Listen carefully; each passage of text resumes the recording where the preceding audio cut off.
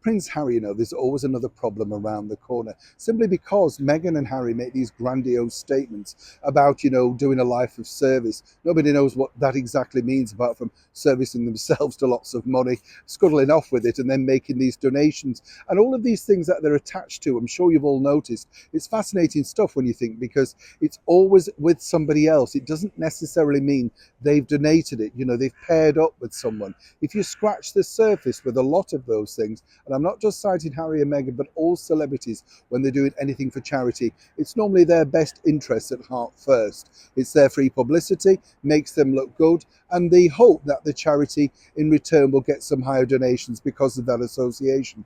That's how it works. But now, of course, with Harry, he's still got the paperback publication of his book to look forward to. And while he's been derided literally around the world about his interviews with certain people, including, Stephen Colbert, Tom Bradbury, his good friend, and then, of course, Anderson Cooper. That was a damn squib, wasn't it? Now he's going to have to go back to basics, simply because not only do his publishers want that, but now his very expensive PR team that are still advising him from the sides are basically saying, you said this, you'll now have to do it. But it's very tricky waters for both him and Meghan. As ever, let me explain.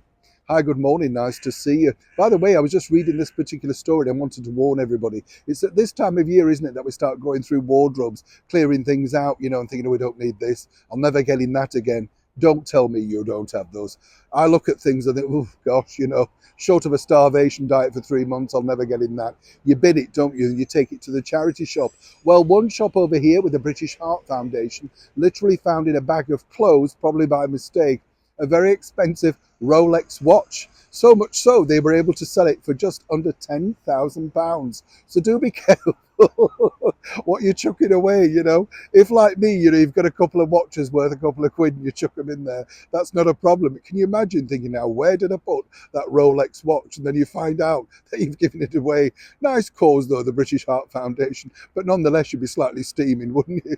Back as ever to your breaking roll story of the day. Now, this story, as I say, has got serious connotations, because if you remember, when Harry and Meghan decided to go down the media PR route, they said that they didn't want to interact with all the major broadcasters, national newspapers, broadsheets, tabloids, mainstream media. They wanted grassroots journalists, people that were going to take on, their basic sort of line, if you like. Well, they never did do that, did they? There was an opportunity there, wasn't there, with Prince Harry and his book to be interviewed by someone of a very lowly podcast. Meghan didn't do it, did she? She never interviewed anybody with her own podcast at a lower level. Didn't really suit them. They didn't have the reach, didn't have the power. They don't do that sort of stuff. They say it, but they simply don't follow through. But now, according to their marketing and PR team, and this is an idea that's been embraced by the publishers, Penguin Random House, Harry should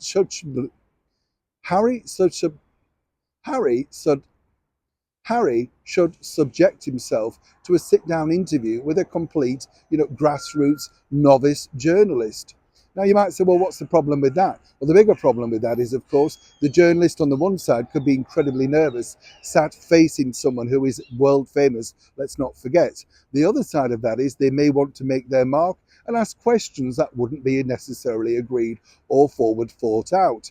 Of course, they could get that agreement in advance, but that really, again, could be exposed, and that wouldn't be something they'd want to do. So you see, by once again, Harry and Meghan coming up, as I say, with these virtue signalling stances of this is what we're going to do. They never do it. They don't pull forward. And then when they're forced into a corner, they're now wondering exactly how they can get out of this. All of these things sound incredibly good, don't they? And as ever, we have to say allegedly. But, if you don't follow through, particularly when it's documented in this digital world that we all live in, people will look and say, yeah, you never did that. Where were the interviews for that? And now the search is on, should I say, for a very lenient, friendly, perhaps all-encompassing, loving Harry and Meghan type journalist who's willing to sit down without much experience and show the world that naturally they are connecting with people on the ground level. How long will that take to find, though? As ever, I'll keep you posted.